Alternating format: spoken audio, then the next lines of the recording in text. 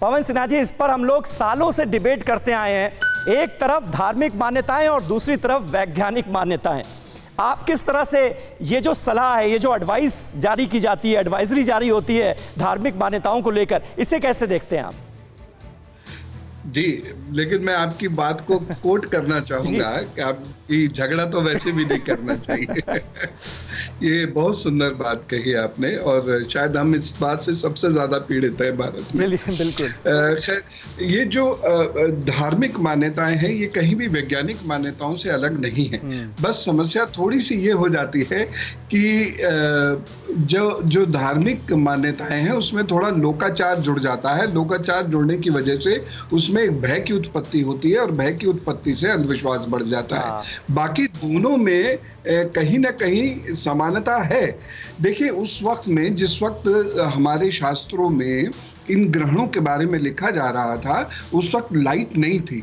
और दूसरी बात यह है कि प्रकृति एक अनयूजुअल व्यवहार करती है। उससे कीट पतंगे, सांप, बिच्छू, पक्षी, पशु, मनुष्य सभी प्रभावित होते हैं।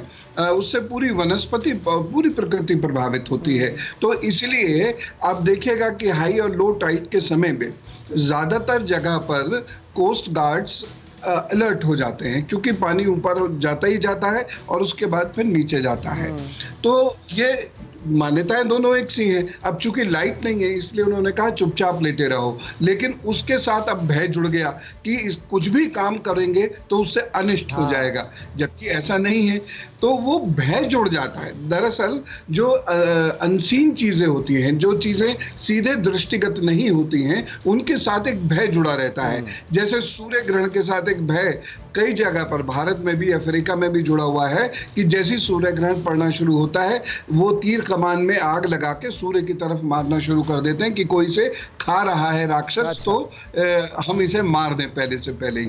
लेकिन धीरे धीरे जैसे मनुष्य प्रगति करता जाता है वह मान्यताएं खंडित होती चली जाती हैं। गर्भवती महिलाओं को लेकर मैं एक बहुत विशेष बात यह कहना चाहूंगा कि बहुत ज्यादा भय हो जाता है गर्भवती महिलाओं को इस समय में, और बहुत सारे लोग भी वैसा भय फैला देते हैं। घर के लोग भी डर जाते हैं। देखिए, जहां डर हो गया वहां हमारा प्लेसुबी इफेक्ट वैसे ही कमजोर हो जाता है। अब देखिए, ऑक्सीजन के बहुत सारे केसेस जब हुए थे तो तमाम डॉक्टर्स यही कह रहे हैं भाई डरिए नहीं, डरने से ऑक्सीजन लेवल वैसे ही नीचे जाता है। हमारा आयुर्वेद भी यही बात कहता है।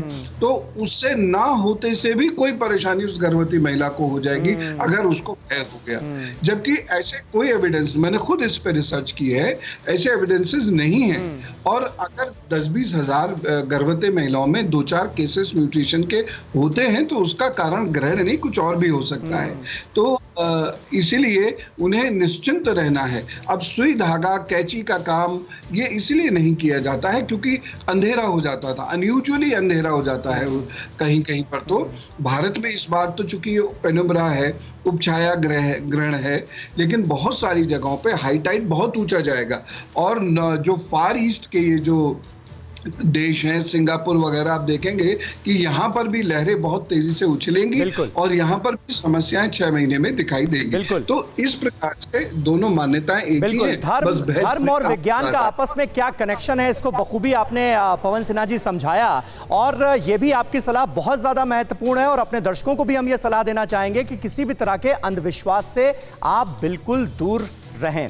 परवाह देश की, सोमवार से शुक्रवार रात 10 बजे TV9 भारतवर्ष पर।